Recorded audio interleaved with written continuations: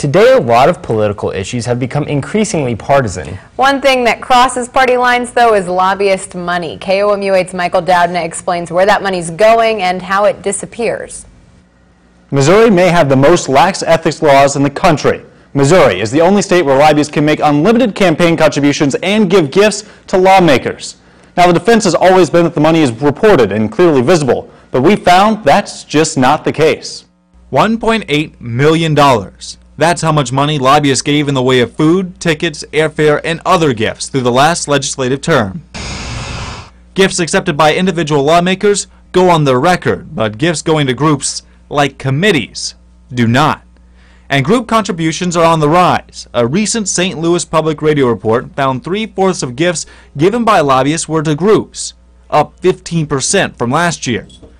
This means a lobbyist can take out an entire committee, but the dinner will never show up on the lawmaker's individual records. Yeah, I think there's probably been isolated cases, right, where there's been a couple of abuses. Which is a good thing, because Barget and Associates pumped almost $60,000 in gifts last legislative term, including dinners with more than $1,000 tabs for committees like professional registration and licensing, utilities, economic development, and 6 other committees, for a final price tag of more than $25,000, none of which will appear on a lawmaker's record.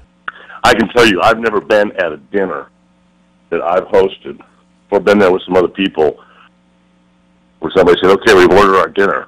John, tell us what it is you'd like for us to do tomorrow. So what's their purpose? What most of them buy, if you will, at most, is access. It's the ability to come by and talk to a member of Congress, state legislator, staff member about a piece of legislation. These dinners usually center around establishing connections with lawmakers. The biggest spenders are a virtual who's who of the state. Ameren spent the most money of any group last term, including a $16,000 meet and greet with Westinghouse CEO for the entire General Assembly. Westinghouse and Ameren partnered together for the Callaway nuclear power plant. And John Barget and Associates, grouped with other lobbying organizations, spent more than $346,000 on gifts for lawmakers. But lobbyists like Barget say just because the perception is bad doesn't mean reality is. Things that I work with in Jefferson City, both people that I work with and people that I work against, are quite honestly some of the most honorable, decent people that I've ever had the privilege of meeting.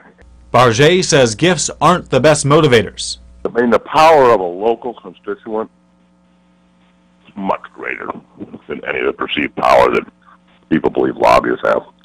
But what about the lawmakers? Even with the less reporting, some lawmakers still rack up the gifts. Senator Kiki Curls took the most last term, including 19 separate ticket gifts from lobbyists, adding up to almost $3,400 of free tickets to things from baseball games to a Miami Heat basketball game in Kansas City and more. Senator Ryan Silvey took the second most, all the while being the vice chairman of the Governmental Oversight and Fiscal Responsibility Committee. And Senator Tom Dempsey, the vice chair of the very committee an ethics reform bill would have to be heard, received almost $45,000 since being elected in 2007. But just because they accept gifts, is that a problem? If all this information comes to light, and the citizens of that district do not believe that there's anything wrong with it, and there's no laws have been violated, and they keep re-electing Representative Snort, with all due respect, the last time I checked, we were in America, and that means the majority rules. And Barget is right. All these gifts are legal. And year after year, ethics bills about gifts and contributions have been filed only to die in the Missouri legislature. Some fail because they go too far, while others because they don't go far enough. Another round of ethics bills will be filed this year, and it might get some unexpected support. The more transparency, the better for everybody. You can see the 10 lawmakers who took the most and what exactly they took online at KOMU.com.